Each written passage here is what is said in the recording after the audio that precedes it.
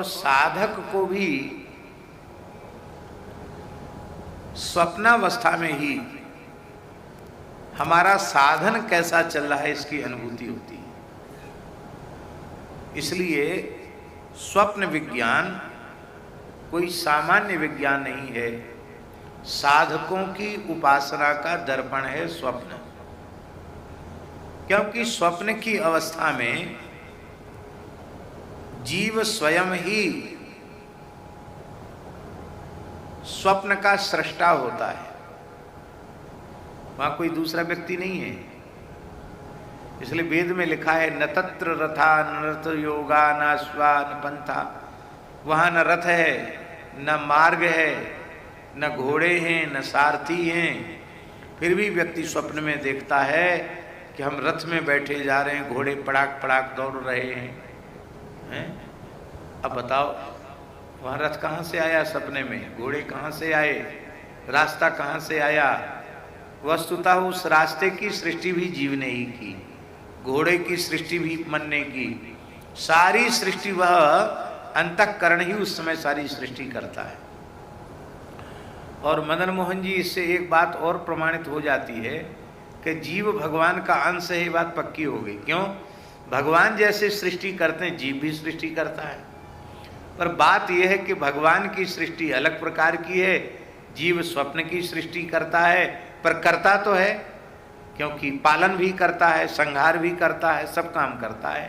और ये सब काम ईश्वर के काम है, तो भले ही स्वप्न में ही क्यों न करे, पर करता है। इससे सिद्ध हो जाता है कि जीव ईश्वर का ही अंश है। ये बड़ी बारीक बात है, सूक्ष्म बात है। साधन से कभी उदासीन, हताश या निराश नहीं होना चाहिए, लेकिन अपने स्वप्न की ओर बहुत ध्यान साधकों को देना चाहिए। क्योंकि वृत्ति में रजोगुण तमोगुण का अधिक प्रभाव होगा तो मन माने अंतःकरण स्वप्न में उसी प्रकार के दृश्यों की सृष्टि करेगा। रजोगुण तमोगुण जब समाप्त हो जाएगा साधन करते करते, तब स्वप्न में आपको सात्विक दृश्य दिखाई पड़े। गाय का दर्शन, ब्राह्मण का दर्शन, संत का दर्शन, तुलसी का दर्शन, श्री गंगा यमुना जी का दर्शन, हिमालय का दर्शन, इस प्रकार के किसी देवी देवता का दर्शन। ये जब वृत्ति रजोगुण तमोगुण से ऊपर उठती है साधन करते करते, तब ऐसा होता है। और जब वह गुणातीत अवस्था में पहुंच जाता है, केवल हृदय में प्रिया प्रियतम और उनके नाम रूप लीला के अतिरिक्त कुछ भी नहीं रह जाता, ऐसी अवस्था में जब कोई भाग्यशाली जीव पहुंच जाता है, तो जागृत में तो भगवत चिंतन उसका होता ही है, स्वप्न में भी भगवत लीला की अनुभूति उसको होती है।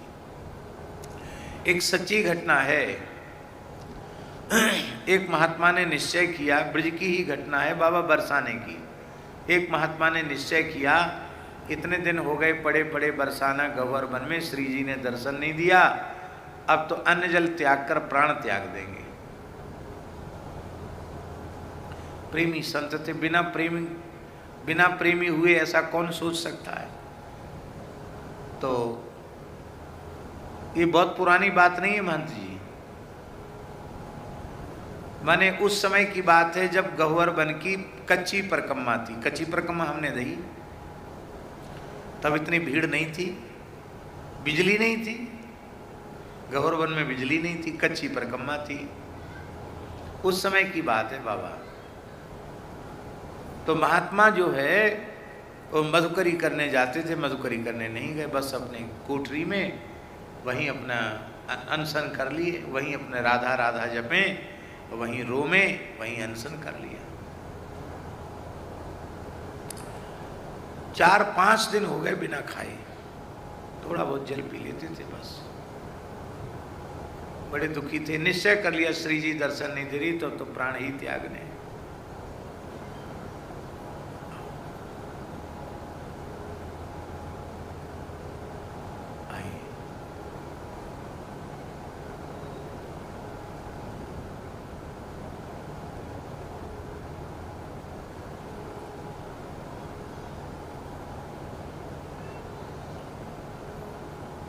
से पढ़ा जय।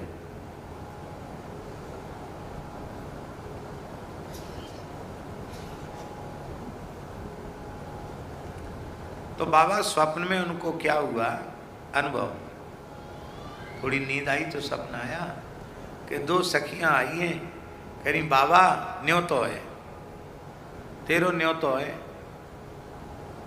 हमारी मैया बुला रही है। कौन है तुम्हारी मैया? बोले कीर्ति मैया बुला रही है। और कौन है? बोले हमारी स्वामिनी है राधा रानी, वो बुला रही है। अच्छा तो तुम कौन हो? बोले हम ललता विशाखा हैं। सपने की बात तो उनको भूल गया कि हम अनशन किए बैठे। अरे बोले जब तो कृपा हो गई श्री जी की, चलो 4-6 दिन है गए, कछु खाओ पियो नहीं, अब तो श्री जी के महल से निमंत्रण आए तो जरूर पाएंगे।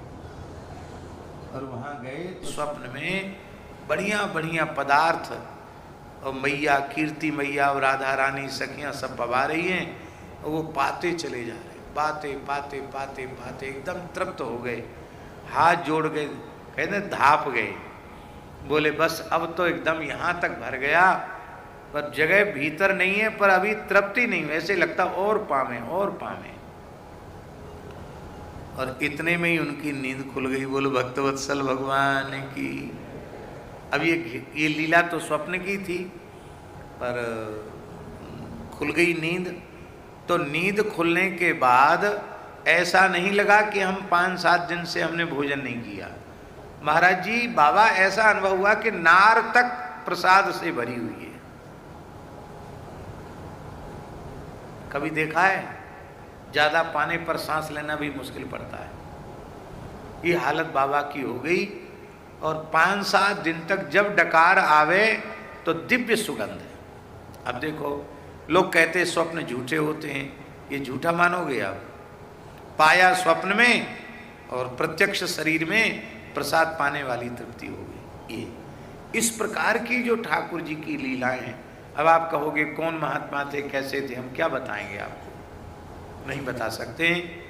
बस विश्वास करो, ये जो हम कह रहे हैं ये कपोल कल्पना नहीं है, सत्य घटना है। और ऐसी घटनाएं आज भी ब्रज में हो रही है। देखो मनुष्य जो कुछ जागृत अवस्था में करता है क्रियाकलाप, अथवा जैसा चिंतन करता है, स्वप्न में भी प्रायः वैसा ही होता है। ऐसा कई बार हो जाता है, हमको भी कई बार हो जाता है। कथा पीछे रह जाती है सप्ताह कथा में, तो बड़ी चिंता होती, करे आज 3रा दिन हो गया और हम तो 3रे स्कंद तक ही बड़ी मुश्किल से पहुंच पाए। अब कल 4था दिन है, भगवान का जन्म होगा, और यदि 4थे दिन जन्म नहीं करेंगे तो आगे तो ठाकुर जी की लीला तो स्पर्श ही नहीं कर पाएंगे। तो बड़ी चिंता कई बार हो जाती, करे कैसा प्रमादी स्वभाव है।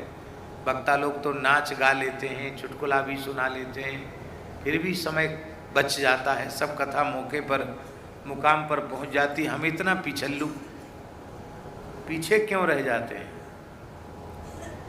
अब सो गए, अब सपने में 4थे स्कंद से कथा शुरू कर दी, करते करते करते खूब तेजी से कथा कही। बोले आप पोथी नहीं खोलेंगे, पोथी में कहीं कहीं अटक जाते हैं। जिस श्लोक का दर्शन हो गया उसमें रस आ गया, उसी में डट गए। तो अब कथा कहना शुरू किए 4थे स्कंद से लेके, और नंदस्त्वात्मज उत्पन्ने जाता ह्लादो महामना आहूय विप्रान वेदज्ञान स्नातस्सु श्रीलंकृता। इतनी प्रसन्नता हुई, नंदोत्सव का श्लोक आया, अरे देखो ठाकुर जी ने पार लगा दिया। जैसी जगह, अरे भैया ये तो सपने की कथा थी। सपने की कथा से मंच पे काम तो नहीं चलेगा, मंच पे तो भले ही कैसे भी हो 4थे दिन से 4थे स्कंद से ही कथा कहनी पड़ेगी।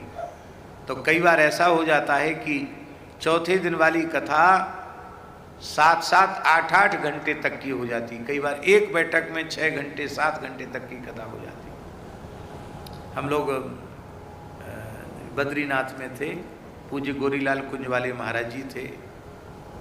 कथा शुरू हुई बाबा, एक आसन से 10.5 घंटे कथा, और आरती होते होते 11 बज गए। आश्चर्य की बात यह है कि हम तो एक आसन से बैठे ही रहे, श्रोता भी बैठे रह गए, संत भी बैठे रह गए। ये बड़ी विलक्षण बात हुई, शायद इतनी लंबी बैठक कभी नहीं भई होगी। उसके बाद तो जैसे कोई आवेश शरीर से उतर जाए, और उसके बाद फिर दिन में तो कुछ पाया ही नहीं था, फिर रात्रि में भी कुछ भी नहीं लिया, बस कथा की नशा में सो गए। कुछ गुरीलाल कुंज वाले महाराज जी भी पूरे कई साल पुरानी बात है, वो भी महाराज पूरे समय बैठे रहे, एक मिनट के लिए उठ के नहीं गए कहीं। ऐसा होता है। तो ये कोई विशेषता कि आप भी ऐसा करो।